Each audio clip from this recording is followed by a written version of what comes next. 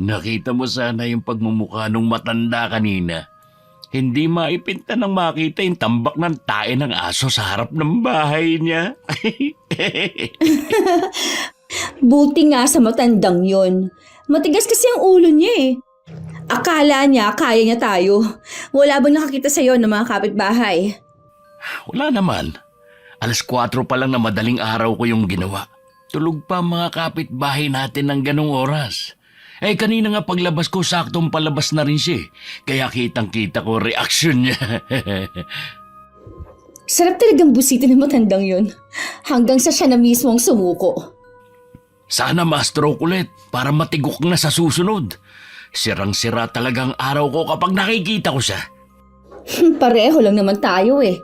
Pero mag-iingat ka. Baka mamaya may makakita sa ginagawa mo sa matandang yon. Tayo ang mabaliktad. Sino naman ang babaliktad sa atin? Sige nga. Takot lang ng ibang tao sa atin. Kapitan nga nangingilag sa atin eh. Mga kapitbahay pa kaya. Hanggang tingin lang ang mga yan. Habang mag-isa sa kabilang bahay ang matanda, gawin na natin lahat para masira na ang ulo niya. Sino naman ang may sabi sa'yo na nangingilag ang kapitan sa atin, ha? Di ba nga, hindi pinapansin ang sumbong ng matanda tungkol sa atin? Kasi nga, walang sapat na ebidensya. Kaya nga sabi ko sa'yo, mag-iingat ka sa ikinikilos mo. Baka mamaya tayo ang mabaliktad. Oo na. Nagpapaalala lang ako sa'yo, pero ituloy mo lang ang pamimirwisyo mo sa matandang kapitbahay natin, ha? Oo naman. Mag-isa lang nakatira sa bahay niya si Tio Natoy. May 5 taon nang patay ang kinakasama niya at wala sila naging anak. Pero ang babae may anak sa dati nitong asawa. Yun ay si Tina na kapitbahay lang din niya. Hindi naman lingid sa matanda ang ginagawa ng mag-asawa sa kanya. Pero pinagpapasensyahan na lamang niya. Mukhang busy kayo sa paglilinis, Tay. Huwag mo akong tawaging tatay. Dahil mula doon, hindi mo naman ako iginalang eh. Namatay lang si nanay ganyan na kayo. Akala mo yata hindi ko lamang ginagawa ninyong mag-asawa. Tinambak nyo na naman ang tayo ng aso sa harap ng bahay ko. May pruweba ba kayo na kami nga naglagay dyan? Hindi ko kailangan ng pruweba para lang masigurong kayong gumawa nun. Sagad hanggang buto ang kasamaan ninyo. Grabe naman kayo magsalita. Baka bumangon sa himlayan si inay. Kung bumangon man si Dolores, yun ay dahil hindi niya na masikmurang ginagawa ninyo. Ibigay niyo lang kasi ang hinihingi namin para matahimik na tayo pare-pareho. Ako lang naman na malapit ng kamag-anak wala nang iba. Hindi ba sapat ang bahay na tinitirhan nyo ngayon? Paano naman kami mabubuhay kung bahay lang ang meron kami? Siyempre, kailangan din namin ng pera. Pwes magbanat kayo ng boto. Hindi yung pati pensyon ko'y gusto ninyong kunin. May karapatan din kami doon. Kami ang tumitingin sa inyo dito sa bahay dahil mag-isa na lang kayo. Hindi ko kayo kailangan. Kaya ko ang sarili ko. Ang yabang na ninyo ngayon Ano ba yung pinagmamalaki nyo Wala akong pinagmamalaki. Umalis ka na nga dito kung ayaw mong isumbong ko kayo sa barangay. Nanakot pa kayo Wala namang silbi ang mga yon. Kayo mga walang silbi. Mga salot kayo. Salot pala Sige, tingnan natin. Alam ni Tio Natoy na tatawagin ni Tina ang asawa. Pumasok na lang siya sa loob ng bahay at sinigurong nakalak ang mga bintana at pinto. Ilang sandali pa narinig na niya ang malakas at galit na boses ni Omer. Lumabas ka dyan, tanda! Ano sinasabi mo na salot kami mag-asawa? Ha? Lumabas ka dyan! Huwag kang magtago sa loob ng bahay mo! Harapin mo ako! Duwag ka naman pala Kung magsalita ka kanina, parang siga kang matanda ka. Subukan mo ulit na sabihan kami salot. May kalalagyan ka na sa akin! Nanginginig na yun sa takot. Tara na umuwi. Siguradong magtatanda na yon. Baka may makakita pa sa atin na kapitbahay. Hoy, tanda! Wala kang kakampi dito! Walang tutulong sa'yo kahit pagtulungan ka pa naming bugbugin!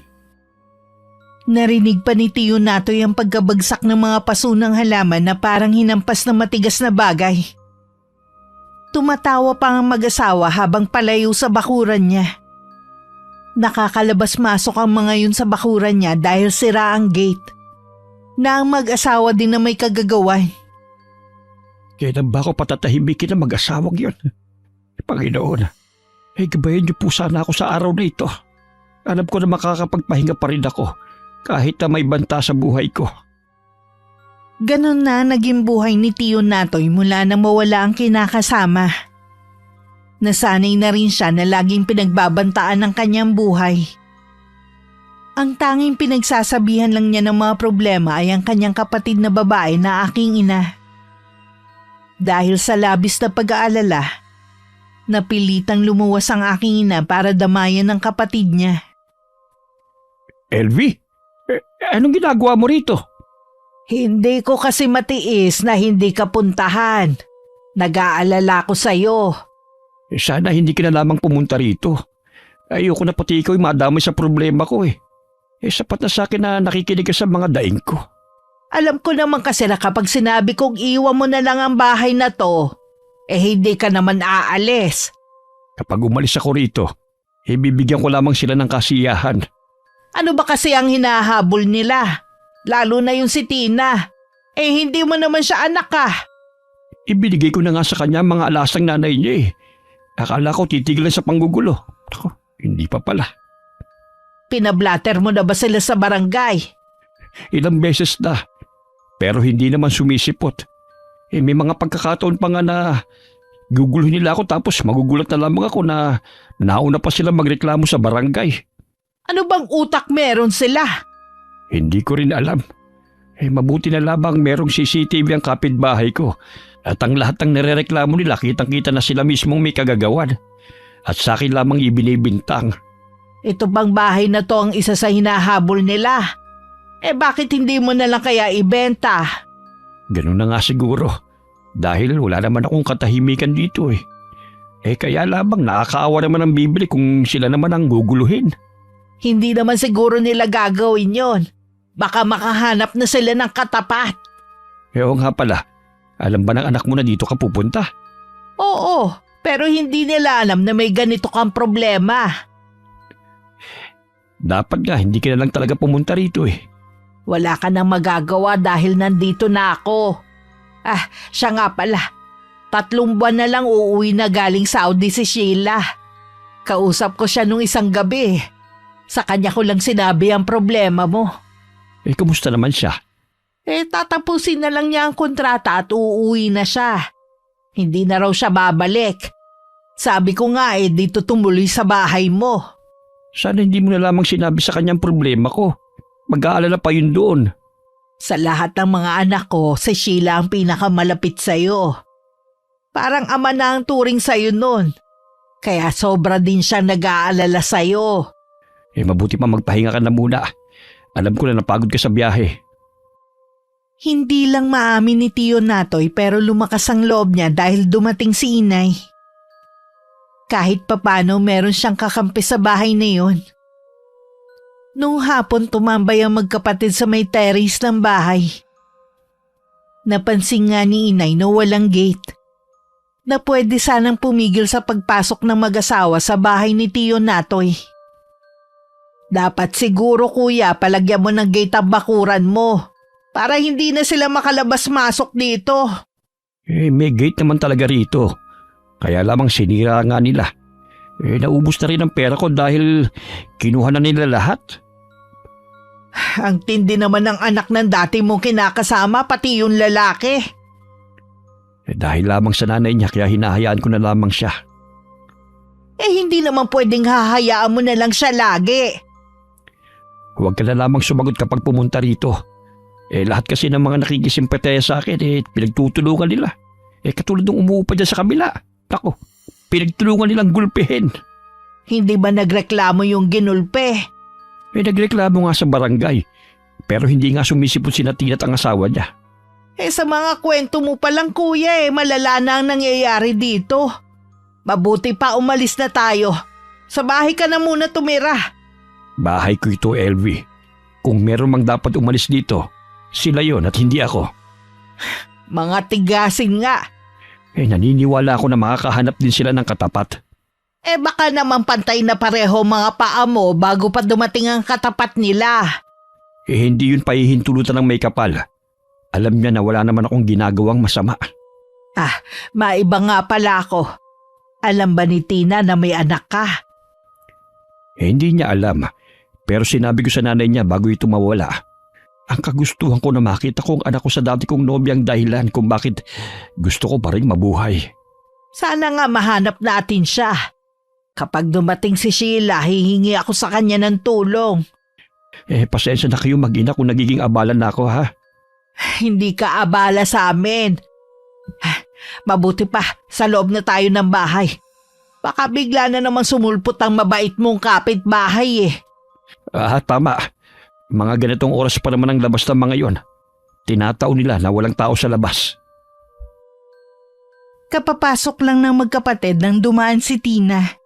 Tumigil pa siya sa tapat ng bahay at sinisilip kung may tao sa loob. Dahil laging sarado ang mga bintana, hindi niya sigurado kung nandun ba si Tio Natoy. Madalas kasi kapag ganung oras, ugali ni Chong na magpahangin sa terrace. Nakabili ka ba ng beer at pulutan? Oo, chichira lang nabili kong pulutan. Wala pa kasi nagtitinda ng ihaw-ihaw sa kanto eh. Ayos na yan. Wala yata yung matanda sa bahay niya ngayon. Saan naman yung pupunta? Hindi nga makalayo dahil hirap sa paglalakad eh. Nasa loob lang yun ng bahay niya. Nung dumaan kasi ako, wala siya sa terrace niya. Ganitong oras kasi tumatambay yun dun eh. O hindi kaya lumabas para mag-withdraw ng pensyon niya. Yun nga ang naiisip ko eh. Mamaya punta natin. Alamin natin kung umalis nga ba. Nagtataka naman ako kung bakit hindi nagsusumbong yung matanda sa mga kamag-anak niya.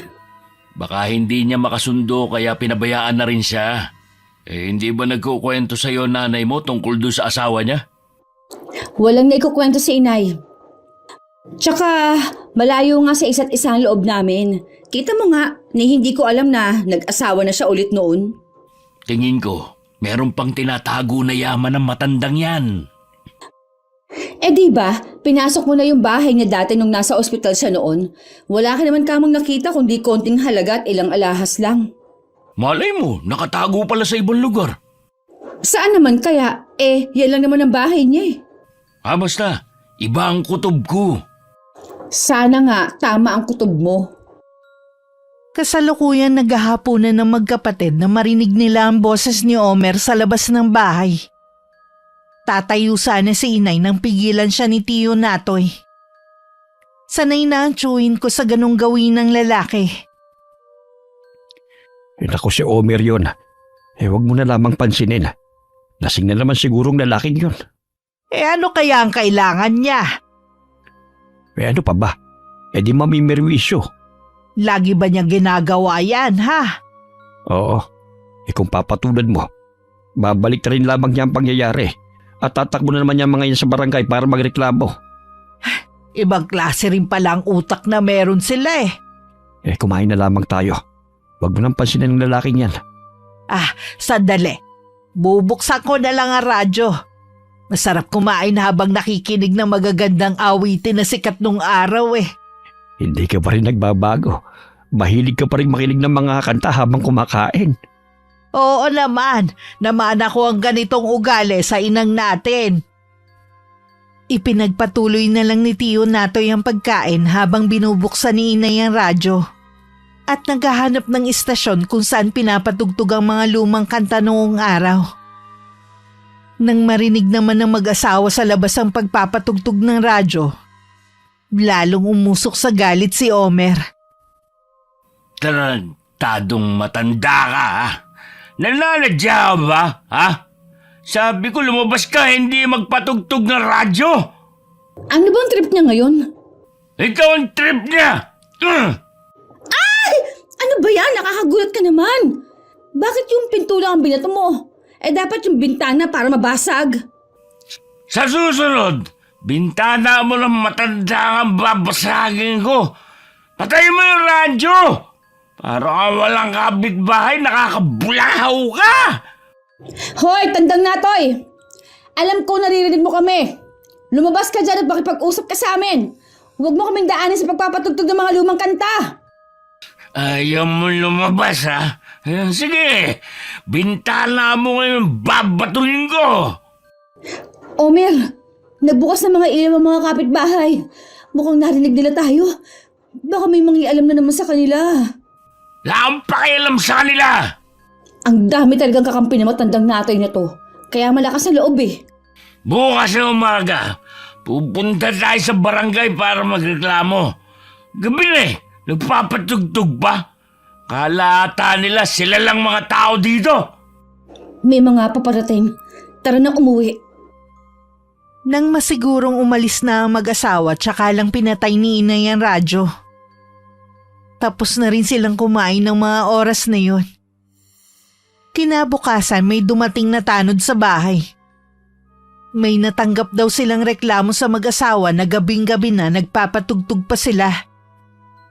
Kinontra naman yun ng isa sa mga kapitbahay ni Tiyo Natoy na nakasaksi sa mga pangyayari. Mabuti mabait ang isa mong kapitbahay at sinabi ko ano talaga ang nangyari. Sana lang wag siyang pag-initan ng mag-asawa. Bago lang siya nakatira dito eh. Kapatid siya ng may-ari ng kabilang bahay na yun sa dulo. Pangalawang araw ko pa lang dito sa bahay mo eh. Ang dami na agad ganap. Umuwi ka na lamang sa inyo. Ayaw kitang madamay pa rito eh. Aalis lang ako kapag kasama kita. Tapos. Alam mo naman na hindi pwede. Eh di hintayin na lang natin si Sheila. Ano naman ang magagawa ng anak mo?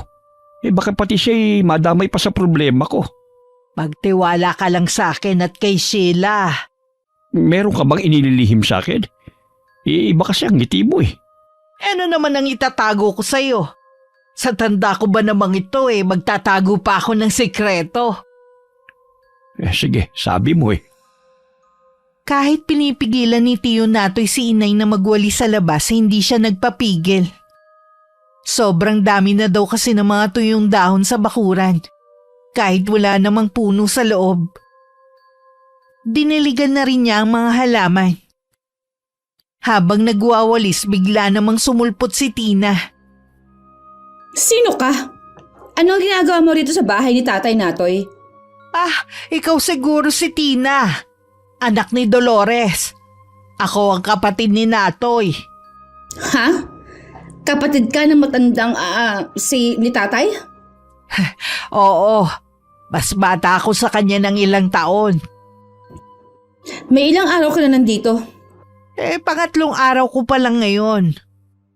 Magtatagal ka ba dito? Oo, dito muna ako titira para may kasama si Kuya Natoy. Hindi mo naman kailangan samahan si Itay dahil nandito naman ako. Kahit hindi ko siya tunay na ama, tatay na rin ang turing ko sa kanya. Parang hindi naman yun na nasaksihan ko sa ilang araw kong pamamalagi dito. Inireklamo niyo pa nga ang kapatid ko dahil daw sa pagpapatugtog ng radyo. Ako talaga ang nagbukas doon kasi naiingayan ako sa pagwawala ng asawa mo. Umalis siya sandali. Kalimutan na natin yun. Lasing lang kasi ang asawa ko kaya nagwawala siya. Meron lang din silang hindi pagkakaunawaan ni tatay. Nasaan pala si Tatay Natoy? Kukunin ba niya ang pension niya? Oo, at mamimili na rin ng mga gamot niya. Mamaya na lang ako babalik, Aling LV. Sige Iha, itutuloy ko na rin ang ginagawa ko. Palingon-lingon pa si Tina habang naglalakad palayo. Baka sa kanyang mukhang hindi pagkapaniwala na may kasama na ang kanyang ama-amahan. Naabutan naman niya ang asawang si Omer na hawak ang baseball bat nito. Kamusta lakad mo? Nakausap mo si Kapitan? Wala siya doon eh. Yung konsehal lang na nandun nakakampi ni Tatay Natoy. May dinaanan ka pa ba? Ang tagal mo kasi. Alam mo bang nariyan ang kapatid ni Tatay Natoy? Ha? Kailan pa? Pangatlong araw na daw niya ngayon eh. Kaya pala malakas ang loob ng matandang yun dahil meron siyang kakampi. Hindi ko gusto ang tabas ng dila ng matandang babae na yon. Palaban eh. Ilan taon na ba? Senior na rin yon sigurado. O yun naman pala eh. Kaya mo na yun. Ano? Papatulan ko matandang yun na para ng nanay ko? O ano? Hindi mo naman siya kaano-ano. Sa bagay nga, baka maging hadlang pa siya sa mga plano natin eh. Ganun na nga ang mangyayari. Siguro nagsumbong si Tandang Natoy sa kapatid kaya pumunta dyan. Para naman siyang bata. Akala ko pa naman wala nang pakialam sa kanya mga kapatid niya kaya hindi siya pinupuntahan. Magpapasama rin lang eh, sa kapwa senior pa. Ano kaya magagawa nun? Ang seryoso nilang usapan ay nauwi sa tawanan. Naibsan din ang pag-aalala nila na baka maging hadlang ang nanay ko sa mga plano nilang mag-asawa. Nang mga sumunod na araw, nagigising si inay na puno ng mga basura ang loob ng bakuran nila. Naiiling na lang sila ng kapatid. Dahil alam naman nila kung sino ang may kagagawan nun. Pero nung minsan merong nakitang tayo ng aso sa tapat ng bahay nilang mag-asawa, agad silang sinugod ni Omer. Ang aso nyo itali nyo para hindi kung saan-saan tumatae. Wala kaming aso dito. Kaya ano ang itatali namin? Huwag ka nga sinungaling matanda ka. Huwag mo ngang sigawan ang kapatid ko. Bastos ka talaga, Omer, kahit kailan. Ito namang kapatid mo, ang tanda na, sinungaling pa rin. Nakita ko pa lang siyang nagpapakain ng aso. Sasabihin niya wala kayong alaga. Pinakain ko lang yon pero hindi ko kilala ang may-ari ng asong yon. Bakit kasi nagpapakain ka ng hindi mo alaga? Nawili na tuloy dito. Hayun, sa tapat ng bahay namin tumae. Papakain ko sa yung tayo na yun eh. Sige, gawin mo. Para madagdagan pa ang mga atraso mo sa amin. Anong atraso? Wala akong atraso kahit kanino. Kayo may malaking atraso sa akin. Humanda kayo.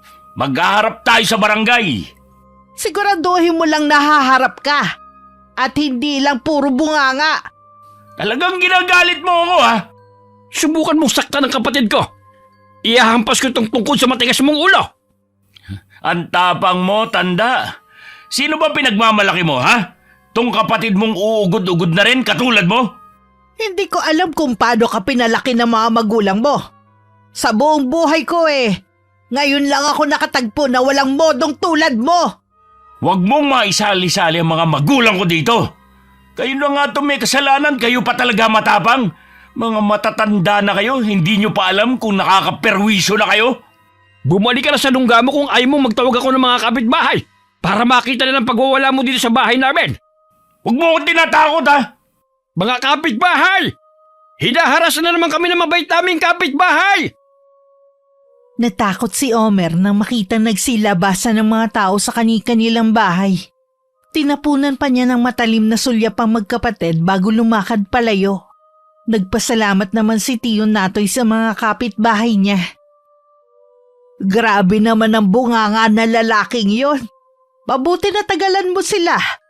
Oo, hindi nga lamang si Dolores. Noon pa mabigat na ang loob ng asawa ko sa kanya. Ilang beses din niya kinausap noon si Tina. Pero hindi siya nakinig. Si Tina ba mabait noon? Nako, pasaway din. Hindi kasi siya lumaki sa ina kundi sa ama. Hindi namin alam kung anong naging buhay niya dati. Lalo pa sigurong lumala ang ugali na mapangasawa niya si Omer. Bagay nga silang magsama. Ganun na nga. Siya nga pala. Alam ko na mabait ka sa mga hayop pero tigilan mo na yung pagpapakain sa kanila para wala nang masabi yung mag-asawa. Nung bandang hapon may pumunta na naman sa bahay na barangay tanod. Nakatanggap na naman daw sila ng reklamo sa mag-asawa tungkol sa kanila. Sa pagkakataong yun matapang na silang sinagot ni Tiyo Natoy. Bakit ba kapag ang mag-asawa na yun ang nagrereklamo, para kayong sinisili sa pagpunta rito? Pero kapag ako nagrereklamo, ang dami ninyong dahilan para hindi kami magkaharap-harap sa barangay. Haharap kami. Siguruhin nyo lamang na aasikasuhin nyo rin ang reklamo namin. Isasama ko lahat ng mga kapitbahay na handang tumistigo laban sa kanila. Pumunta nga si Nanay at Tiyo Natoy sa barangay pero hindi dumating ang mag-asawa. Naghain din sila ng reklamo pero hindi daw sila maaaring magreklamo. Dahil nauna na ang kabilang panig. Pareho naman daw ang kanilang reklamo kaya paghaharapin na lang sila. Sa nakikita ko Mas pinapaboran nila ang mag-asawang yon. Ganun na nga. Alam ko kasi kamag-anak ni Omer ang kapitan dito eh. Hindi ko lamang alam kung paano niya naging kamag-anak. Kaya naman pala eh. Siguro asahan ko ng lalo pang gugulo sa mga susunod na araw. Maghahanda na lang ako. Sinabi ko naman sa'yo umuwi ka na lamang sa inyo. Ang kulit mo din eh. Matigas din ang ulo mo, no? Hindi nga ako aalis kung hindi ka sasama. Huwag na natin yan pagtalunan. O siya, hindi na kita pipilitin. Oo nga pala. Tuwing gabi, kachat ko si Sheila. Nabanggit ko sa kanya ang problema mo rito. Sabi niya, magpapadala siya ng pambili ng materyales para maipaayos mo ang bakuran. Huwag na kamo. Ipunin na lamang niya yung pera para kapag umuwi siya rito ay meron siyang pampuhunan sa negosyo. Gusto lang tumanaw ng utang na loob ang pamangkin mo. Dahil nung nabiyud ako ikaw na ang nagpaaral sa kanila magkakapatid. Sabihin mo sa kanya hindi naman ako humihingi ng kapalit sa nagawa ko eh. Alam naman namin yon. Pero gusto niya talagang tumulong para hindi na rin makapasok ang mga yun dito. Pumayag ka na. Lalo lamang natin sila gagalitin. Kilala ko si Omer. Halangang bituka noon. Wala siyang sinasanto. Nakita mo naman ang ugaling ipinakita, di ba? Ano ba kasi ang gusto nilang mag-asawa, ha? Bakit ka ba nila ginugulo, kuya? Wala na rin naman silang mahihita sa'yo Nag-umpisa lang naman ang panggugulo nila sa akin nung mawala na si Dolores Nagagalit sila kapag merong pumupunta rito. Gusto nilang kunin ang lahat ng pera ko at alaas na naipundar ko. Pinapipirma nila ako sa isang dokumento na hindi ko naman alam kung para saan. Tumanggi ako siyempre. Mabuti na lang hindi ka pumirma, baka kung ano na yon. Baka gusto nilang kunin ang bahay na to. Kahit magulo ang isip ko noon, alam ko pa rin ang ginagawa ko. Gusto ko na kapag nagkita kami ng anak ko, meron akong may pamana sa kanya. Manalig ka lang. Siguradong magkikita na kayo ng anak mo. Sana nga, dahil nararamdaman ko na malapit na rin akong sumunod kay Dolores. Kalaunan dahil na rin sa pamimilit ni Inay, tinanggap na rin ni Tiyo Natoy ang tulong na inaalok ko. Ang isa sa mabait na kapitbahay ni Chong ang tumulong para makahanap ng gagawa ng bakod at gate ng bahay niya. Nakarating naman sa mag-asawa ang gagawin ng tiyuhin ko. Kaya pasilip-silip sila sa mga gumagawa. Nang makakita ng butas, sumugod na naman sila sa bahay. Hindi nyo man lang iniisip yung mga nakatira sa likod. Wala na kami madaanan Oo nga naman, Tay. Ang putik na nga ng harapan wala pang madaanan. Basta lang kayo makapagpagawa no? Bulag ba kayo? Ano ang tingin nyo sa maliit na daanan na yan? Kung nasisikipan kayo sa pagdaan dito, sa kabila kayo dumaan at hindi dito. Ito naman talagang daanan ninyo baka nakakalimutan nyo. Akin ang daan na ito. Sakop pa ito ng lupa ko. Talaga? Sakop pa to ng lupa mo? Nasaan ang pruweba mo? Nasaan ang titulo? Hindi ko kailangang ipakita sa'yo. Basta alam ko akin ito. Ang sabihin mo, wala ka naman talagang hawak na titulo. Dapat nga hindi mo ginagalaw ang bahay na yan Bakit kailangan mo kasing pabakuran pa? Oo nga, hindi ka malang humingi ng permiso sa amin. Wala kang respeto sa nanay ko. Hindi ko kailangang humingi pa sa inyo ng permiso. Akin ang lupa na ito. Nabili ko na ito bago pa kami nagsama ng nanay mo. Hindi nyo nga kayang patunayan na sa inyo to Kami kaya namin patunayan na kay nanay ito. Patunayan nyo at maghaharap tayo kahit saan. Hindi ko kayo uurungan. Ang yabang mo na Porket magpapagawa ka lang ng bakod, akala mo kaya ka ng protektahan yan? Tumawag na ang kapitbahay ng mga tanod. Anumang oras papunta na sila rito. Kayo pa talaga may gana magpatawag ng barangay tanod Tina, tara sa barangay at irereklamo natin ang magkapatid na ito. Tignan ko lang kung hindi mapatigil ang ginagawa nila. Kayo pa talaga may gana manakot Sige, tingnan natin. Sige na, magreklamo na kayo doon. Huwag nyo nang abalahin ng mga gumagawa rito. Nang makaalis ang mag-asawa, Pinatuloy na ni Tiyo Natoy ang mga taong gumagawa. Pumasok naman siya sa loob ng bahay. Sumunod naman ang inay sa kanya. Ayos ka lang ba, kuya? Medyo nahihilo lamang ako. Ikukuha kita ng tubig. Maupo ka muna riyan. Gusto mo bang daling kita sa ospital? Hindi na. Mawawala rin mamaya. Tingin ko may halo na ring inggit ang ginagawa nila sa'yo, kuya. Siguro nga. Nag-aalala lang ako na baka magpapunta na naman siya ng mga pulis dito gaya ng dati. Ha? Bakit naman magsasama sila ng mga pulis hindi ka namang kriminal? At saka pinablatter mo ba yun sa barangay? Oo, pero wala naman silang ginagawang aksyon. Napapagod na nga ako. Hindi tayo nakakasiguro kung totoo ngang pulis ang nagpunta rito. Anong ginawa nila rito? Meron silang hinahanap sa buong bahay. Nang makita siguro nila na may sakit ako doon umalis na lamang sila. Kalalabas ko lamang kasi noon sa ospital. Ay, ang dami na palang masasamang nangyari sa'yo. Kung hindi pa ako nagpunta rito hindi ko pa malalaman. Sana mabilis lang matapos ang pagbabakod para matahimik na tayo.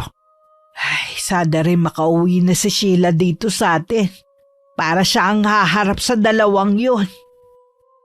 Nang may dumating ulit ng mga tanod sa bahay, si nanay na lang ang humarap sa kanila. Sinabi ni inay sa kanila sa istasyon ng pulis na lang sila maghaharap. Parang natakot naman ang dalawang tanod sa narinig at mabilis nang nagpaalam. Doon nga rin napansin ni inay meron talagang sabuatan na nagaganap. Nang gabing yun tumawag ako para ipaalam na sa 1 buwan na ang uwi ko. Bakit mapapaaga yata ang pag-uwi mo? Namimiss ko na po kasi kayo, Nay. Nag-aalala din ako sa inyo ni Chong. Pwede ko po siyang makausap? Nako, Iha. Kahapon pa masama ang pakiramdam niya. Kakatulog lang niya ngayon Ganun po ba? Kawawa naman si Chong. Dapat sa edad niya, nag-e-enjoy na lang siya sa buhay, hindi yung binibigyan pa ng sakit ng ulo at problema. May gusto silang makuha sa tiyuhin mo. Alin po? Yung mga naipundar ng Chong nung binata pa siya? Yun na nga. Saan ba kumukuha ng kakapalan ng mukha ang mga taong yun? Hindi nga matatawag na legal na mag-asawa sina Tia Dolores at Chong dahil hindi naman sila kasal. At buhay ang tunay na asawa ng Chang. Alam naman nila yon. Lalo na ni Tina. Pero nagbubulag-bulagan lang talaga. Hintayin nila akong makauwi dyan. Kami ang magtutuos. Kaya nga gusto ko nang makauwi ka Patawarin ako ng Diyos pero sobra na kasi ang pang-aapi sa tiyong mo Tapos hindi pa makahingi ng tulong sa barangay dahil mas kampi sa mag-asawa. Kaya nga wala akong bilib sa barangay na yan Hindi pa tanggalin, wala namang silbi sa mga tao. Sa namumuno din kasi yan. Kung matino ba nalulutas sana ang mga problema ng bawat barangay. Kaya nga dapat wala ng barangay, ang nakikinabang lang naman sa kanila, yung mga kapamilya at mga kadikit nila. Kapag nawala ang barangay, saan nalalapit ang mga tao? Kung ako lang, sa munisipyo na lang lahat ilalapit ang mga problema. Doon itayo ang opisina ng barangay. Ikaw talagang bata ka. May galit ka pa rin talaga. Siguro naaalala mo ang ginawa sa'yo ng dati mong nobyo na kapitan, no? Hindi po ako ganun kadaling makalimot at hindi rin ako madaling magpatawad. Kaya yung dalawa na yan, makakatikim ng galit ko pag uwi ko dyan. Tama lang na sila ang umani ng galit mo. Kung makikita mo sana ang ginagawa nila, parang may mga sapi na. Konting tiis na lang po, malapit na akong umuwi. Mag-iingat po kayo ni Tiyo Natoy dyan. Lagi ka rin mag-iingat dyan, ha? Inabot din ng 2 linggo bago naayos ang gate at bakod ng paligid ng bahay ni Tiyo Natoy. Sa loob ng 2 linggong yun, hindi sila tumigil sa pangahara sa 2 matanda. Manggugulo sila tapos tatakbo sa barangay para magreklamo na sila daw ang ginugulo ng magkapatid. Sa huli natatawa na lang si inay. Parang ang saya mo naman yata ngayon Kanina ka pa kasi tawa ng tawa dyan Para kasing may sira sa ulo ang mag-asawa. Kahit mga kapitbahay natin nagsasabi na hindi na normal ang ginagawa nila eh. Kaya nga hanggat maaari ayoko na silang pansinin. Baka mahawa pa ako sa kanila eh. Sana lang wag na nilang sirain ang gate gaya ng dati. Subukan lang nilang gawin at sa pulis ko na sila irereklamo. Pwede ka nang tumambay dito sa labas kahit hanggang gabi. Hindi na sila makakapasok. Oo nga. Isa yun sa namimiss ko na gawin noon eh. Mula kasi nang guluhin nila ako, maaga pa lamang nagkukulong na ako sa loob ng bahay.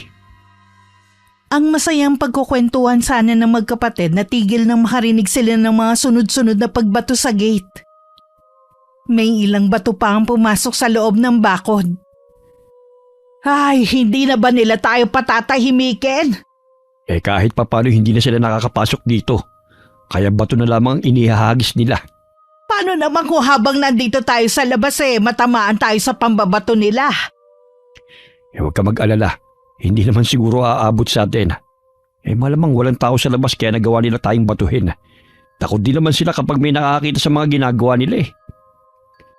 Mga perwisyo talaga sila. Yan yata ang papel nila sa mundong ito eh. Ang mamerwisyo ng kapitbahay. Tayo ang paborito nilang perwisyohin dahil akala nila matatanda at mahihina na tayo. Hintayin lang nilang dumating ang anak kong si Sheila. Ano bang magagawa ni Sheila sa kanila? Malalaman mo rin kuya kapag nakauwi na ang anak ko. Kailan ba uuwi si Sheila? Mapapaaga ang pag-uwi niya. Kaya humanda ang mga yan. Dahil excited si inay sa nalalapit kong pag-uwi, panay ang linis niya. Sa bahay kasi ni Chong ako uuwi. Naipadala ko na rin ang balikbayan box na may laman na pasalubong at ilang gamit ko. Hindi naman yun nakaligtas sa matatalas ng mga mata ni Tina. Ikaw naman kasi, asawa ng nanay mo, wala kang alam sa pagkatao. Nagtatanong ka tuloy ng ganyan. Mas lalo namang wala akong alam. Hindi naman kasi kami malapit ni Tatay Natoy. Hindi ko nga alam na meron pala siyang kapatid na buhay. Baka naman dun sa matandang babae ang balikbayan box na yun. Diyan lang pinadala dahil nandyan siya. Siguro nga. Ang laki ng kahon eh. Sigurado na ang daming laman nun. Parang nang iinggit pa dahil dyan talaga nila pinadala yung kahon. Pwede naman tayong humingi kung kay Tatay Natoy yun. Sa tingin mo kaya makakapasok ka sa loob ng gate nila? Kaya nga hindi na ako nakapagpigil ng pambatuhin sila eh. Sana tinamaan sila sa loob. Kung tinamaan ang isa sa kanila, di sana nabalitaan na natin na sinugod sila sa ospital. Oo nga pala. Ikaw na muna bahala dito ah. May aasikasuhin lang ako. Tungkol ba yan sa reklamo natin sa magkapatid? Oo. Ayaw na kasi makailam sa atin ng kapitan eh. Sinisilip na daw siya ng isang konsehal na walang ginagawang aksyon sa panghaharas natin sa dalawang matanda. Sino ba yung konsehal na yun at nakikialam siya? Saka napapansin ko, lahat ng mga kapitbahay natin laging nakabantay kung may gagawin tayong hindi maganda sa magkapatid. Huwag mong sabihin na naduduwag ka na. Hindi ah. Gusto ko lang mag-ingat. Baka mamaya makunan tayo ng video na hinaharas yung dalawa. Baka mag-viral pa tayo. Tayo lang ang lalabas na masama. Gusto ko sumikat pero hindi sa ganung paraan. Sa bagay nga. Tsaka, habang nandyan ang kapatid ni Tatay Natoy, mahihirapan tayo na makalapit sa kanya. Kaya kailangang mawala na siya. Paano kaya? Bahala ka na mag-isip kung paano. Ay sige, alis ako. Mamaya na lang ulit. Inakala ni na inay at tiyo Natoy tumahimik na ang mag-asawa. 1 linggo na kasing hindi nang gugulo ang mga yun. Lingid sa dalawang matanda, tsumetsyempo lang ang mag-asawa kung paano na naman sila guguluhin. Nang hapon na yun kuhanan ng basura. Lumabas lang si inay para magtapon. Papasok na siya ng gate nang unahan siya ni Tina. Hoy! Hindi ka pwede pumasok dito nang walang pahintulot! Bakit hindi? Bahay ito ng nanay ko. Ikaw ang walang karapatan dito. Lumabas ka na! Bago pa kita kalad ka rin palabas! Ano? Kakalad ka rin mo ko, ha? Wala ka talagang modo ah! Ano? Lalaban ka? Huh? Itigil mo ang pagtulak sa kapatid ko! Siya ang nauna eh. Kakalat ka rin daw ako palabas. Eh, ano ba kasing ginagawa mo rito? Paalisin niyo na matandang to sa bahay ni nanay. Dahil kung hindi, magpapapunta ako ng mga pulis dito. Ikaw ang umalis. Wala kang karapatan dito. Anong wala? Pag-aari ito, ninay. May katibayan ka ba? Oo, hintay mo dumating si Omer at dala niya ang pruweba. Wala nga kayong parehong trabaho eh. Magbabayad pa kayo para makakuha ng peking dokumento? Huwag mo akong pagtawanan na matanda ka. Umalis ka na sabi rito! Huwag mo na kaming guluhin! Kanina ka pang matanda ka. Hinablot ni Tina ang buhok ni inay at saka sila nagpambuno. Dahil matanda na si inay, nagawa siyang maitumba ng babae sa lupa at saka kinubabawan. Makailang ulit din itong iniuntog ang ulo ni inay na dahilan para makaramdam siya ng pagkahilo. Pilit naman silang pinaghihiwalay ni Tiyo Natoy. Pero isinalya lang siya ni Tina. Mga kapitbahay! Tulungan niyo kami! Maawa ka, Tina! Bitiwan mo na ang kapatid ko! Wala kang awa! Para mo na siyang ina! Huwag kang makialam dito. Sobrang tong babaeng to eh. Lulumpuhin ko matandang to ng magtanda. Hayop ka! Sumpain kang babae ka! Magbabayad ka ng mahal sa ginawa mong to! Sumasagot ka pa. Babasagin kong bungo mo para tuluyan ka na mawala. Tina! Bitiwan mo na siya! Dumating na rin ang mga kapitbahay. Isang malaking lalaki ang bumuhat kay Tina palayo kay inay.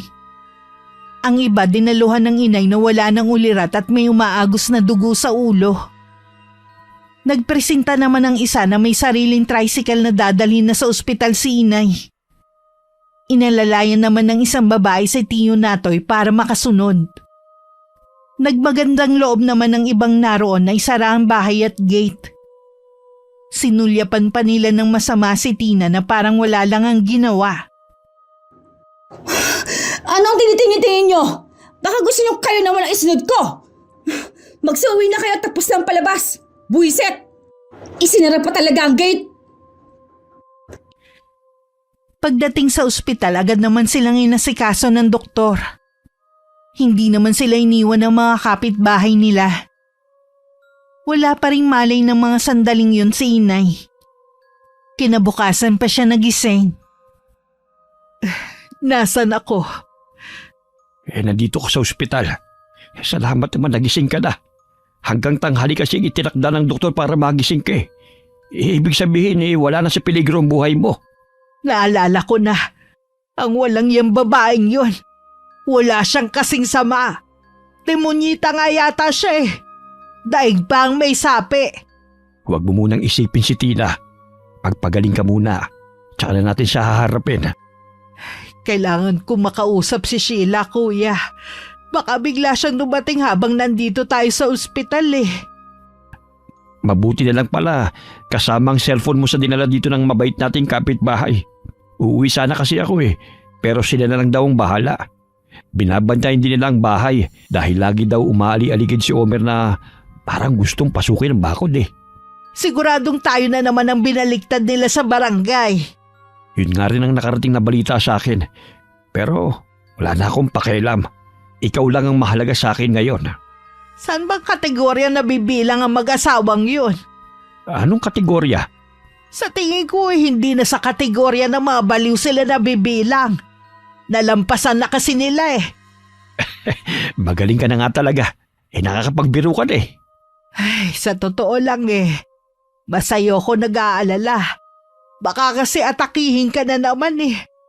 Natakot talaga ako. Hindi ako makapaniwala na magagawa yun ni Tina. Napaka-violente niya. Nagdasal talaga ako na sana walang masamang mangyari sa akin para mabantayan kita rito sa ospital. Awa ng Diyos, pinakinggan naman niya ako. Marami naman ang nakasaksi. Pwede na natin siyang kasuhan sa pulis. Oh, may tumatawag sa cellphone mo. Baka si Sheila na yan. Napangiti si inay nang makita na ako nga ang tumatawag. Pero hindi na rin niya napigilan na mapaiyak na ipinag-alala ko.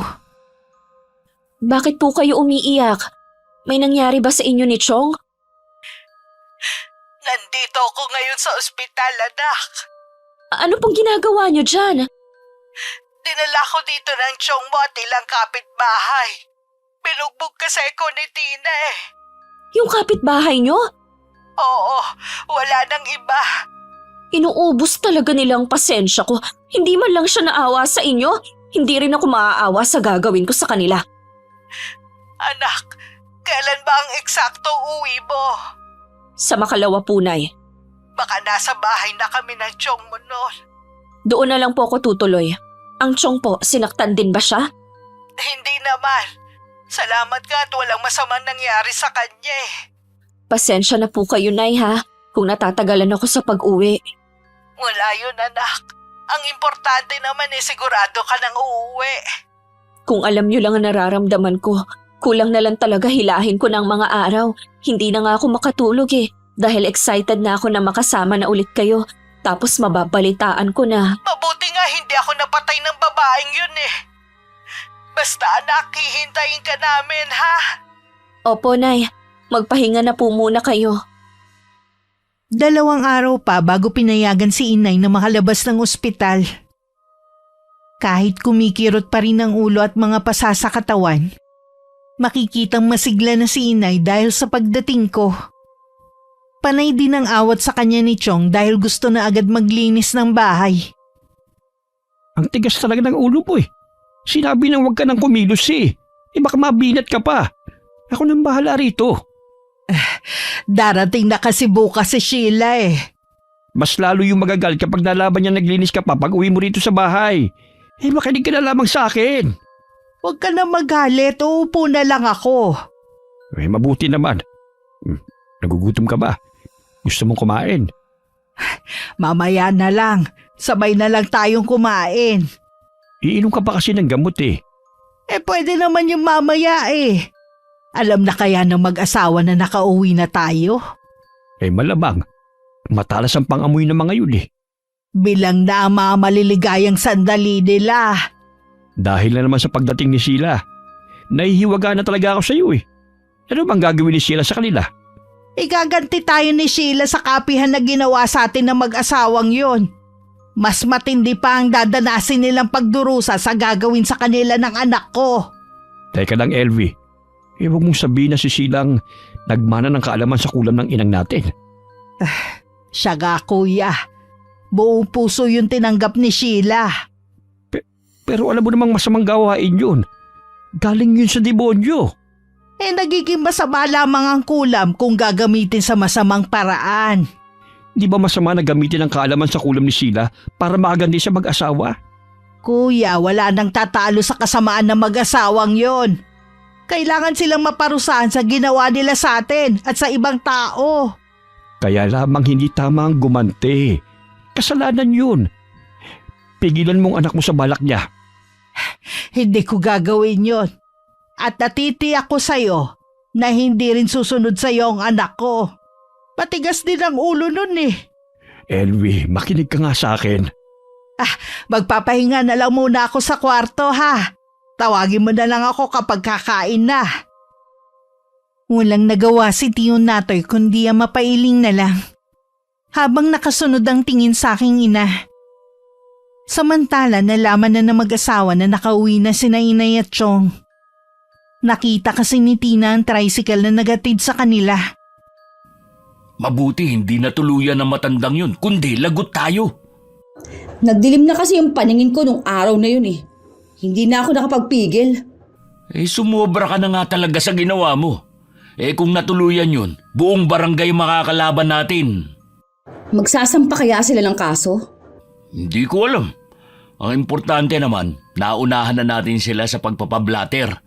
At saka kung sakali nakasuhan tayo, hihingi tayo ng tulong sa ninong kong pulis. Akala nila makakaisa na sila ha? Sa ngayon, kailangan muna natin magpalamig. Makakalimutan din naman ng mga tao ang ginawa natin eh. Oo nga. Tsaka malay mo, dahil sa ginawa ko sa matandang babae na yun, matakot at umalis na.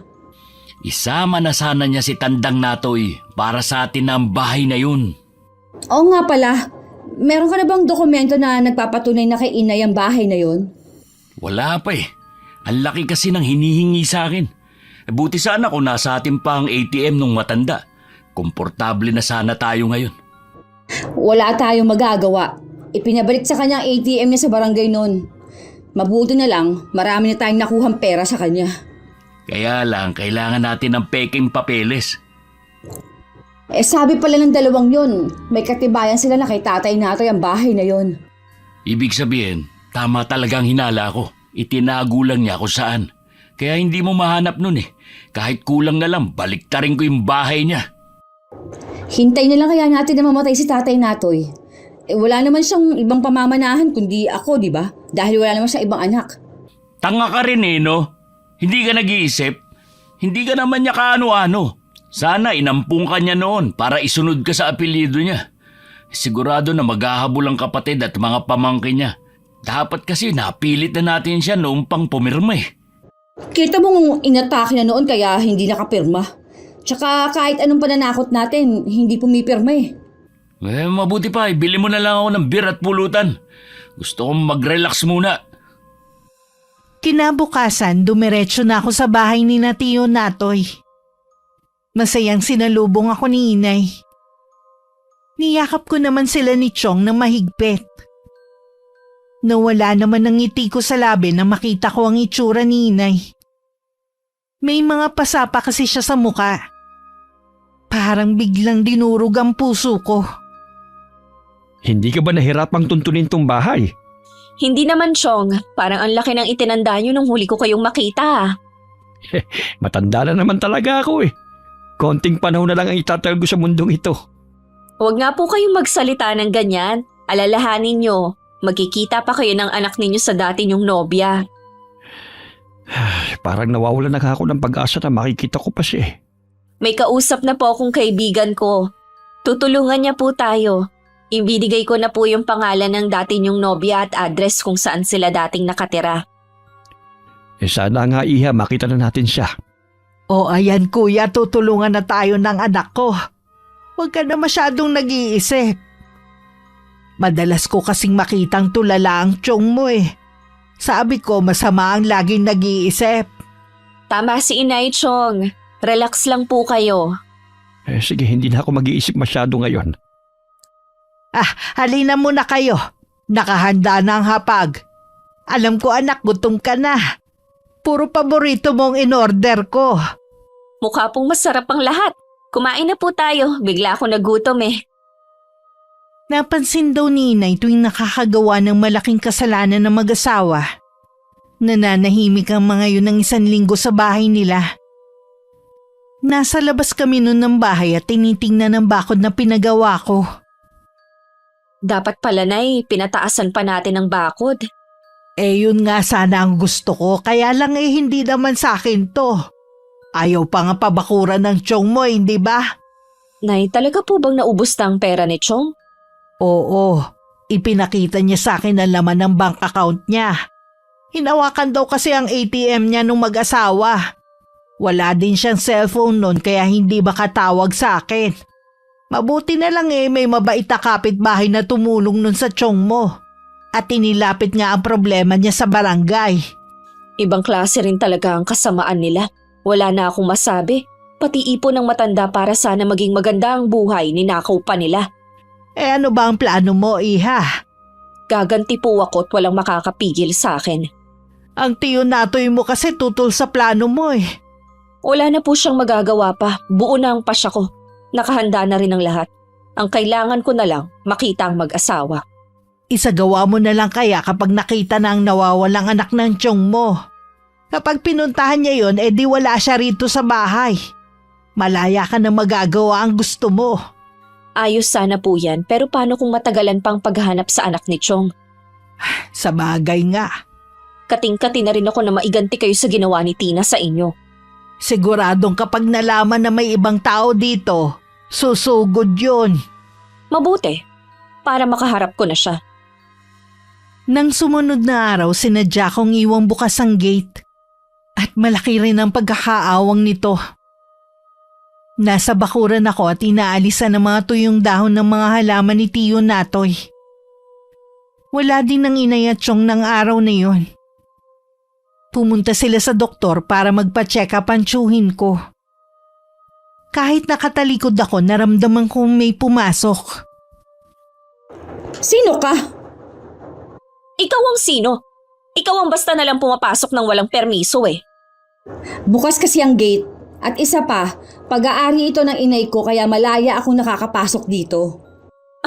Inangkin mo na naman ang hindi iyo. Ano? Nasaan ba mga tao dito?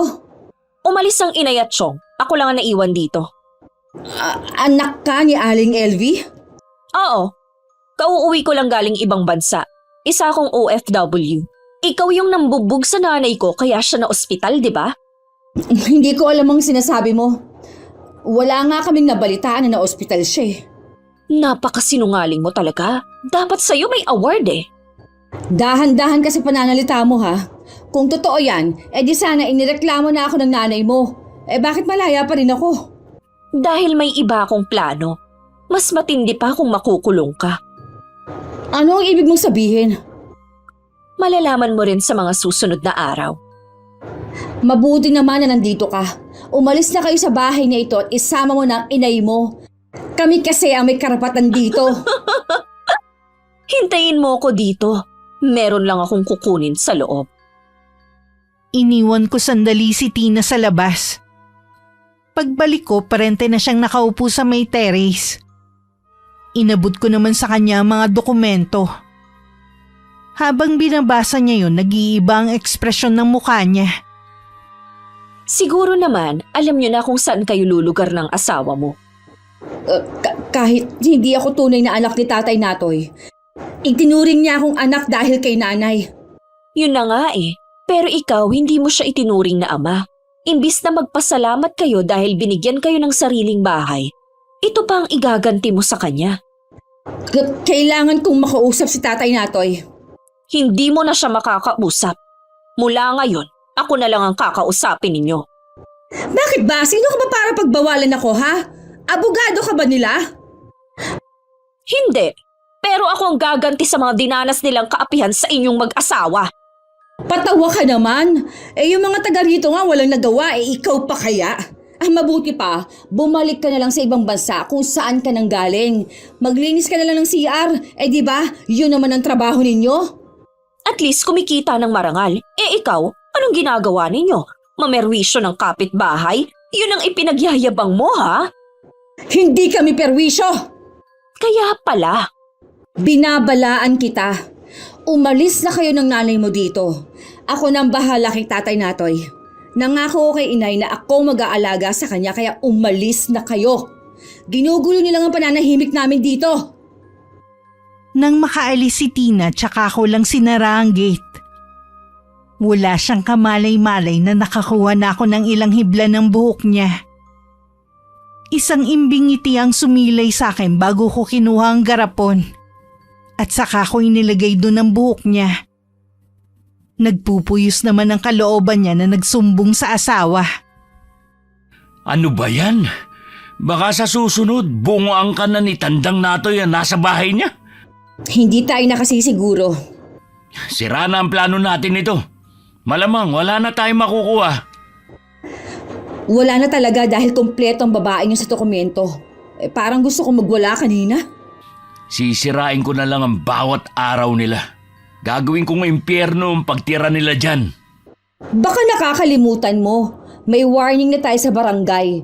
Lahat ng kapitbahay natin na kampi sa magkapatid, inireklamo na rin tayo. Wala akong pakialam sa kanila. Basta gagawin ko ang gusto ko.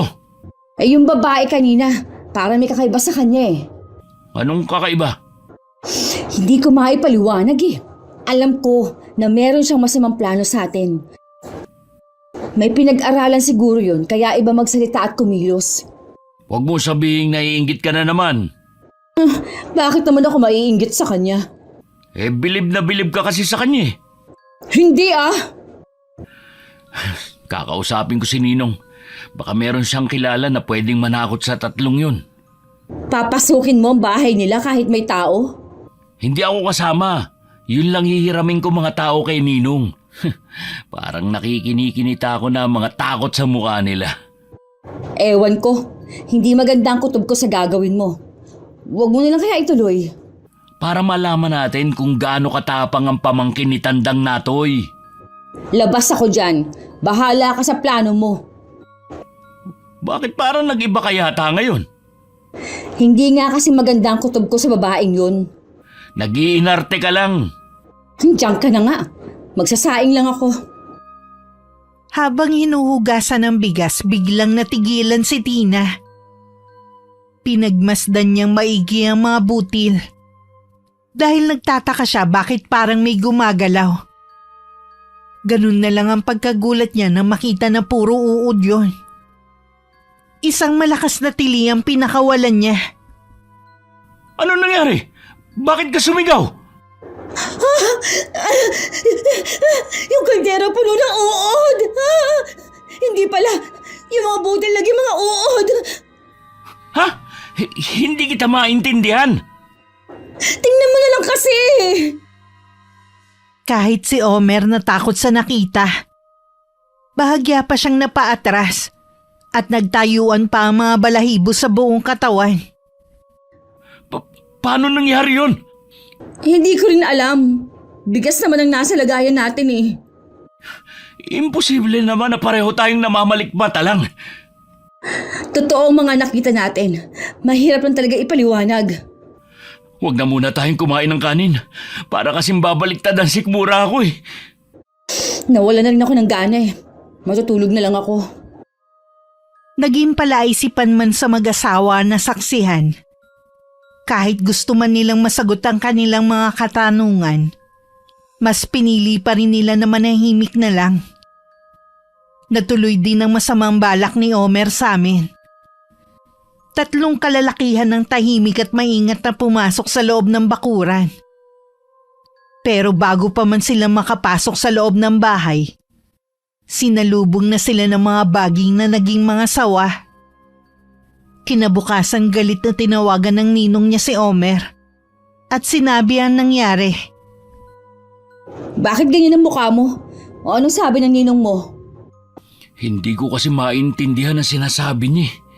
Yun daw 3 taong inutusan niya nasa ospital at nagpapagamot. Tad-tad daw ng kagat ng sawa. Ha? Saan sila nakagat? Nang pasukin daw nila ang bahay ng kapitbahay natin, yun daw kagad ang sumalubong sa kanila. Paano magkakasawa sa bakuran ng kapitbahay natin? Malinis naman yung pumasok ako. Baka naman sa ibang bahay sila pumasok. Hindi ko alam eh. Ang isa daw, balian tadyang dahil pinuluputan pa. Galit na galit sa akin si Ninong. Wag na daw akong hihingi ng tulong sa kanya. Ibig sabihin, kahit anong pabor hindi na pwede. Ganun na nga. Wala na pala akong aasahan kundi sarili ko na lang. Sinabihan na kasi kita na hindi maganda ang kutob ko sa balak mo. Hindi ka nakinig. Tinuloy mo pa talaga. Tingnan mo nangyari. Sisilipin ko nga ang bakura nila ngayon. Sasama ka ba? Ayoko. Ikaw na lang para makita mo rin yung babae. Inaasahan ko nang darating si Omer kaya hindi ko isinara ang gate. Nakaupo lang ako noon dahil katatapos ko lang na magwalis. Gaya ni Tina, tuloy-tuloy pumasok ang lalaki habang iniikot ang paningin sa paligid. Pareho talaga kayo ni Tina. Basta na lang pumapasok sa bakura ng iba nang hindi nagpapaalam. Bukas naman kaya tumuloy na ako. O di kilala mo na ako. Oo naman. Sabihin mo na ang sadya mo at meron pa kasi akong gagawin. Nasaan ang 2 matanda? Wala sila, may pinuntahan. Nung manggaling din dito si Tina, wala sila at bukas din yung gate. Kung may sadya ka sa kanila, sa akin mo na lang sabihin. May nangyari bang kakaiba dito kagabi? Gaya ng ano? Kasi kagabi parang may narinig kaming ingay, parang nanggagaling dito. Mahimbing ang tulog namin kagabi. Wala ko narinig na kahit ano. Sana nagising si Tiyo Natoy. Mababaw lang kasi ang tulog ni Chong. Ganun ba? Subukan mo rin na magtanong sa mga kapitbahay, baka sila meron narinig. Kami kasi mahimbing na natutulog sa gabi. Hindi na kailangan. Salamat na lang. Malinis na tong bakura nyo Hindi na kasi kayang maglinis ng Chong kaya ako na lang. Bala ko rin maglagay ng ibang pananim kaya nilinis ko. Ibig mong sabihin, balak mo magtagal dito? Baka dito na kami tumira ng inay para may makasama ang Chong. Sige, aalis na ako. Sandali, bakit dumudugo yata ang ilong mo? Ha? Oo nga no. Hetong panyo ko. Salamat. Bakit parang nahihilo ako? Baka may sakit ka na, hindi mo lang alam. Wala akong sakit. Ito na ang panyo mo. Aalis na ako. Sige, magsaya na kayo ng asawa mo at nalalapit ng pagdurusa ninyo. Nakakaramdam pa rin ng pagkahilo si Omer pagdating sa kanila. Sumandal muna siya sa upuan at pinikit ang mga mata. Nagtataka namang nilapitan siya ni Tina. Ayos ka lang? Bigla kasi ako nahilo habang pauwi.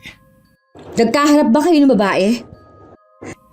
Oo, gusto ko nga ring makausap ang dalawang matanda pero wala sila dun. Nabanggit nga niya na siya ang haharap sa atin at hindi na yung dalawa. Baka naman wala na yung dalawang matanda doon. Saan naman sila pupunta? Hindi ko rin alam Baka nagkataon lang na wala sila kada punta natin. Ano nga pala masasabi mo sa babaeng yun? Wala namang kakaiba sa kanya gaya ng sinabi mo. Masamang balita nga pala. Diyan natitira mag-ina para daw may makasama si Tandang Natoy. Masamang balita nga yan at wala na tayong magagawa pa. Pwede mo bang hilutin ang ulo ko? Sumasakit Napansin ko nga namumutla ka Tigilin mo nga muna ang pag-inom ng alak baka dahil dun magkasakit ka na. Hindi na nga muna. Sa ilang taong paghahanap ni Tiyo Natoy sa kanyang nawawalang anak, sa wakas nahanap na rin niya ang kinaroroonan nito. Gaya ng tiyuhin ko, matagal na rin pala siyang hinahanap. Mula nang mamatay ang ina ng kanyang anak. Sa wakas nahanap ko na rin ang anak ko. Salamat sa iyo, Iha, at sa kaibigan mo. Masaya po ako para sa inyo, Chong. Sa wakas magkikita na rin po kayo. Ay, sa wakas dininig na rin ang matagal mo nang hinihiling. Balita ko po may kaya sa buhay ang anak ninyo. Gusto po niya na makasama kayo ng matagal. Ipapasundo na daw po kayo bukas. Hindi niyo ba ako sasamahan? Alam po namin na marami kayong kailangan pag-usapan ng anak ninyo. Magiging abala lang po kami. Pwede naman po na sa susunod na lang namin siya makilala. Oo nga, kuya. Dapat po siguro mag-celebrate tayo ngayong gabi. Sa labas po tayo kumain.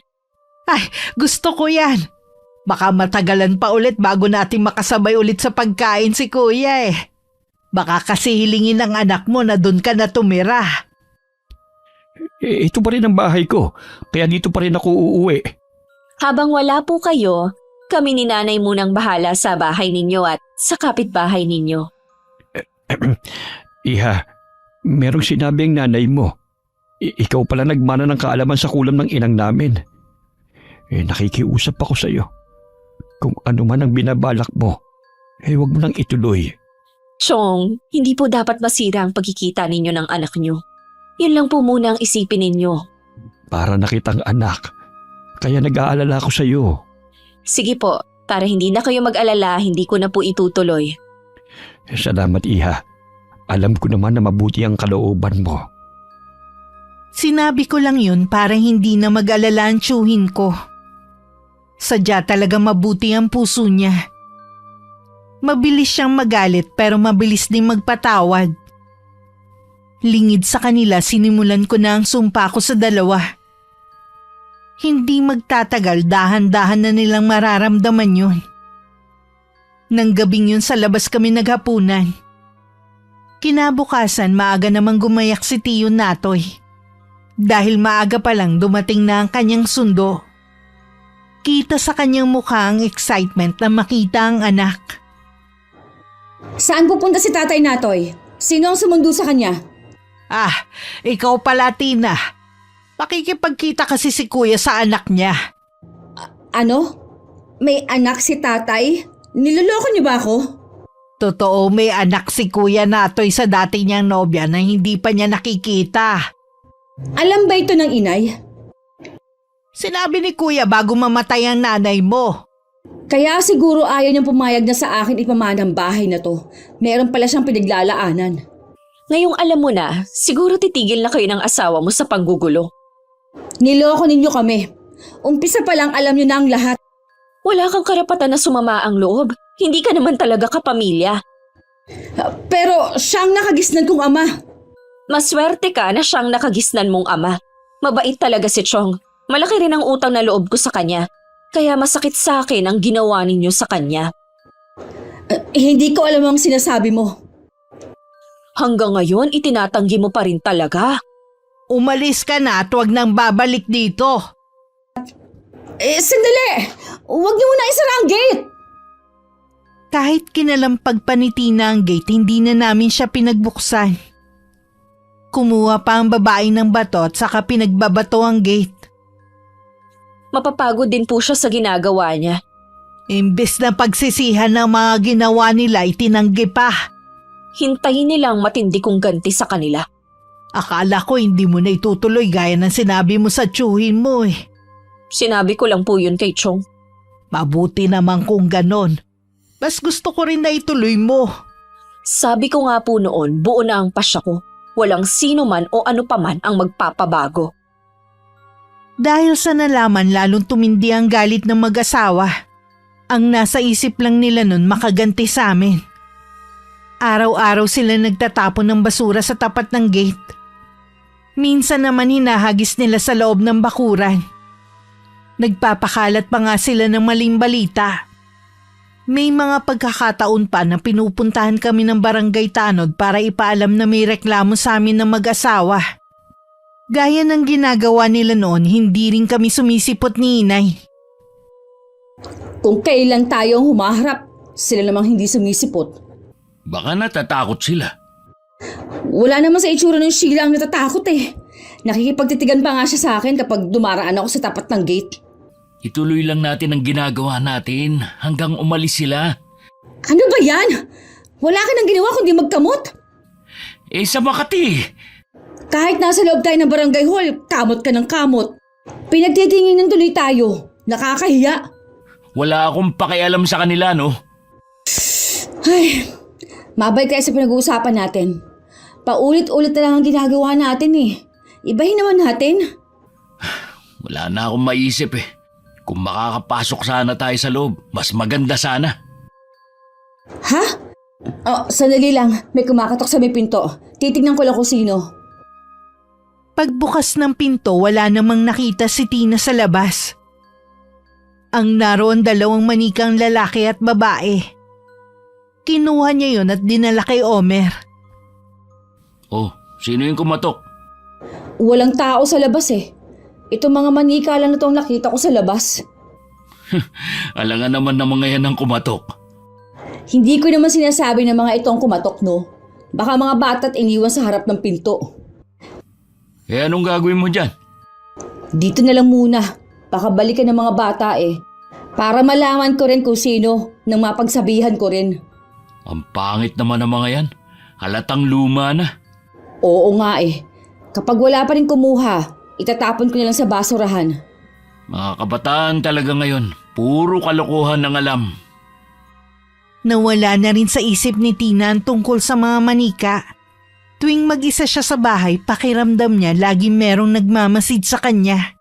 May mga pagkakataon din na nakakarinig siya ng mga yabag ng paa.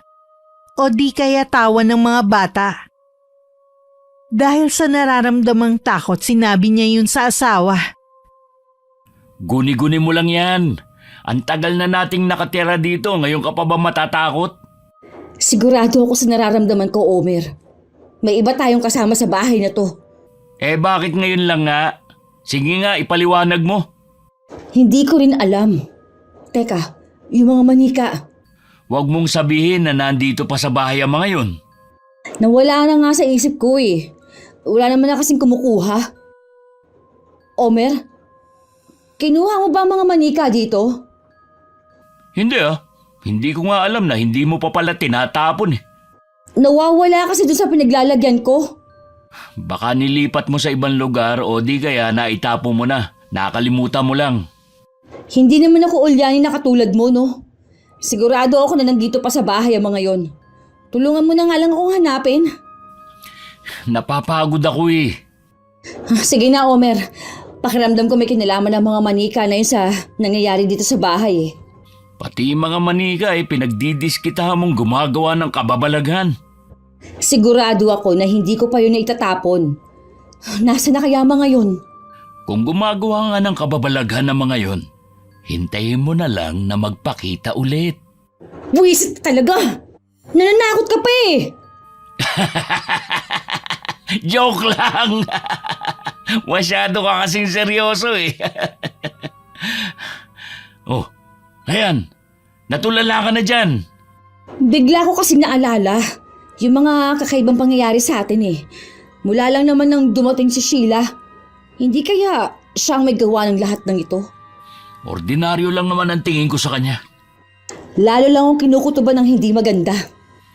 Ay naku, mabuti pa magpahinga ka na lang muna sa kwarto. Tingin ko pagod lang yan. Ako nang bahala maghanap sa mga manika mo. Mabuti pa nga. Nahihilo na rin kasi ako eh. Doon na muna ako sa kwarto. Nang makita ni Omer na pumasok na sa kwarto ang asawa, bumalik siya sa pagkakaupo. At kinuha ang cellphone at saka tinuloy ang ginagawa. Ilang sandali lang nakarinig siya ng mga yabag sa likuran niya. Papunta sa kusina.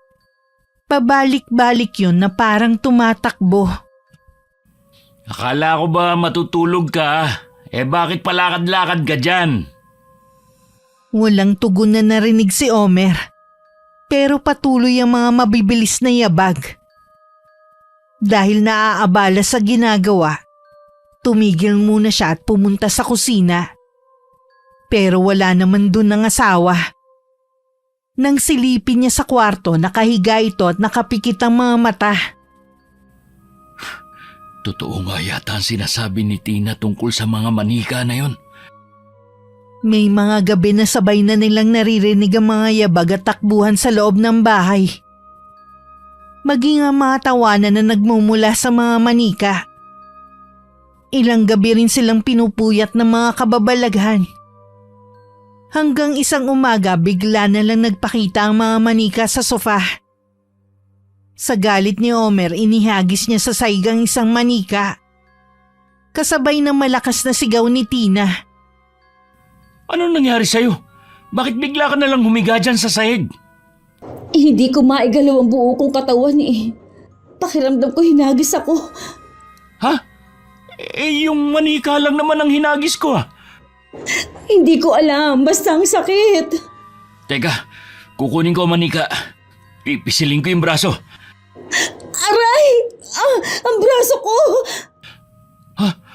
Namula nga ang braso mo. Ibig sabihin, ikaw ang manika na to. Kung ano ang mangyayari sa manika, ganun din sa atin. Sino kaya ang may gawa nito? Anong binabalak niya? Dadaling ko to sa simbahan. Hintayin mo na lang ako rito. Iniwan ni Omer ang asawa sa sofa at saka umalis. Malapit lang naman ang simbahan sa kanila. Ngunit pagpasok pa lang nakaramdam na ng matinding pagkapaso si Omer. Bigla kasing lumiyab ang mga manika. Agad niyang pinatay ang apoy. Kung masusunog ang mga manika, ganun din kami ni Tina. Oo nga pala, ang asawa ko. Baka kung ano na nangyari sa kanya. Sa pagmamadaling umuwi ni Omer sa kanila, hindi na niya ako napansin na nakatayo sa may gate. Pagdating sa kanila, naabutan niyang umiiyak ang asawa. Habang sunog ang kalahating mukha at braso.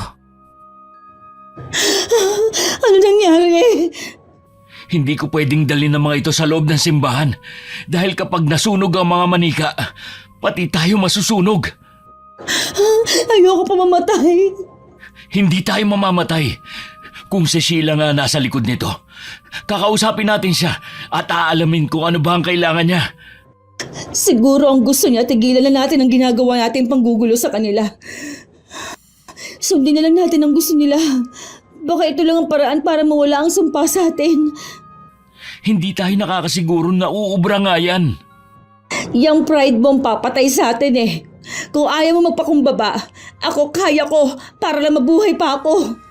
Paano kung ang kondisyon ng babaeng yun ang umalis tayo sa bahay na ito? Eh di umalis. Hindi na rin ako makakatagal sa bahay na to. Aalamin ko sa internet ang nangyayari sa atin. Baka doon masagot ang mga katanungan natin. Hindi makapaniwala si Omer sa natuklasan niya. Naupo siya sa tabi ng asawa at sinabi ang kanyang nalaman. Tuluyan na rin itong napaiyak. Kinukulam tayo? Oo, isang mabagsik na uri ng kulam ang nararanasan natin. Tanging ang pagpapatawad lamang ng taong gumawa nito ang makakapag-alis ng sumpa. Totoo pala talaga ang kulam. Akala ko, gawa-gawa lang yun o kwento lang ng mga matatanda nung araw. Hindi rin tayo mapapagaling ng doktor dahil wala naman tayong karamdaman. Mga manika ang ginamit para kulamin tayo. Huwag na tayo mag-aksaya ng oras. Puntahan na natin si Sheila at ang nanay niya. Alisin mo na yung galit sa puso mo. Malalaman niya kapag hindi bukal sa loob mo ang paghingi ng kapatawaran. Oo, tama ka. Kailangan ko nang tanggapin ang mga pagkakamaling nagawa ko. Lalo na kay Tatay Natoy. Naiintindihan naman kita kung bakit ganyan ang pag-uugali mo. Hindi mo naranasan na mahalin ang sariling pamilya. Huwag ka mag-alala. Nandito ako at habang buhay kita mamahalin. Salamat, Tina. Sabay nating lulutasin ang problema natin. Nang araw na yun inaasahan ko na ang pagpunta ng dalawa. Kahit papano nakaramdam ako ng awa sa kanila. Pero hindi ko yun pinahalata. Nakikita ko naman ang labis nilang pagsisisi. Alam namin na ikaw ang nasa likod na nangyayari sa amin. Huwag kang mag-alala. Wala kaming pinagsabihan at ililihim namin ang sikreto mo. Hindi ko na iisa-isahin ang mga nagawa naming kasalanan. Sa totoo lang, nahihiya ako dahil sa mga nagawa ko. Alam kong hindi sapat ang paghingi lang ng kapatawaran. Pero hihingi pa rin ako ng buong pusong kapatawaran sa'yo, sa nanay mo at kay Tatay Natoy. Hindi man ngayon. Sana balang araw mapatawad niyo kami ng asawa ko. Bigyan mo pa sana kami ng pangalawa pang pagkakataon na maipakita na handa kami magbago. Balak na rin namin magpakalayo-layo para hindi na maalala ng mga taong ginawa namin mga kasalanan. Nakikita ko naman na taos-puso kayo nagsisisi. Sino ba naman ako para hindi kayo patawarin? Tao lang din ako gaya nyo na nagkakasala din. Ginawa mo lang ito dahil na rin sa kasamaan. Gusto ko rin magpasalamat dahil kung hindi mo ito ginawa, malamang hanggang pagtanda, hindi namin maiisip na magbago. Babawiin ko na ang sumpa kapalit ng pagbabago ninyo at pagtago ng aking sikreto. Makakaasa ka. Dadalhin namin hanggang kamatayan ang sikreto mo. Binawi ko na rin ang sumpa ko sa mag-asawa. Nalaman na rin namin na umalis na sa lugar ang dalawa at walang nakakaalam kung saan sila pumunta. Ipinagdasal ko pa rin na sana mahanap nila ang kaligayahan at katahimikan sa pupuntahan nila. Sigurado na magugulat ang tiyo Natoy mo kapag umuwi na siya rito. Matatagalan pa po siguro siya makakauwi lalo't may apo na pala siya. Nawili na siya doon eh. Sa wakas naging masaya na ulit ang kapatid ko. Tahimik na rin ang lugar na ito. Pinahanga mo ko, anak. Hindi ka pa rin nagpadala sa galit mo. Lahat naman po ng tao may karapatan sa pangalawang pagkakataon, lalo't nagsisisi naman sila. Tama ka. Sigurado na maraming natutunan ng mag-asawa sa nangyari sa kanila. Ako din po, Nay, meron ding natutunan. Lagi pa rin natin piliin ang maging mabuti sa kapwa. Huwag padadaig sa bugso ng galit dahil madalas laging mali ang nagagawa nating desisyon. Hindi ko na rin ginamit muli ang kaalaman ko sa kulam. Ibinaon ko na yun sa limot. Tuwing meron nagkakasala sa akin, idinadaan ko na lang sa dasal. Alam ko kasing mas mabisa yung sandata. Mas mapapalapit din ako sa Panginoon dahil sa aking pananampalataya. Wakas,